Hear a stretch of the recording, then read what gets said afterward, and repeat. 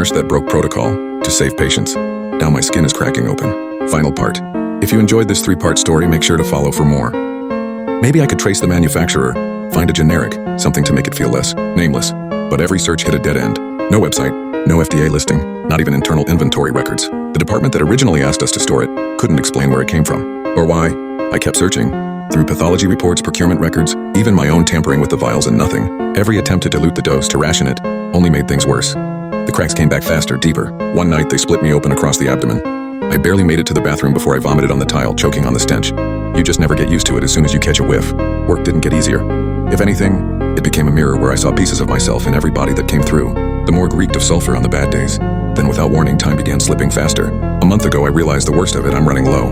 My supply, what little I have left, might last 3 months, maybe less, and then I'd be just another corpse on the slab. Pathology have told me what they can't dispose of a body the same day. They make exceptions. Cut it open, drain it dry, bleach everything before the smell sets in. Apparently it works. I can't stop thinking that's going to be me. They'll bleach me before my husband even gets there. He suspects something. He thinks it's another affair. How could I tell him this? Show him this? I just think about how alone I am now, especially now that I'm the last one left. Everyone else quit, transferred, or disappeared. Clarissa. She didn't make it. I went to her funeral last week. I wasn't welcome. The contempt from the other nurses fouled the air. Before the service even started, I had to leave. The itch had come back worse than ever, like something was clawing its way out every time I took the vial too late. Sometimes I think there's no way out. But then something happened. Last week, the final patient I ever dosed came back. I saw them in the ER, just a flash of a face through the cracked door of Trauma Bay 2. But I knew, same hollowed eyes, same pallor, same veins that once pulsed wild with fever and fear. They were supposed to be gone. Not dead, just processed, discharged, out of sight, out of the nightmare. But they were back.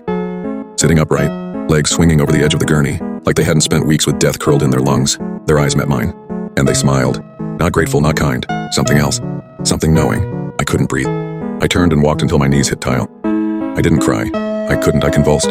Bent over the sink in the staff bathroom, gasping like I was the one coding. That smile kept replaying in my head, stretching wider every time, as if they knew what was inside me, as if they'd seen it grow.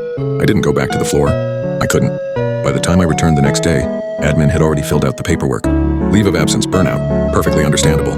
The last veteran finally cracking under pressure. The others bought it. Why wouldn't they? They'd seen enough of their own breakdowns to know the shape of one. I even nodded along, played the part.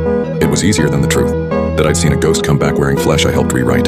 So now I'm home, resting, recovering, just long enough to die in private. I'm not sure what else I can do to stop this.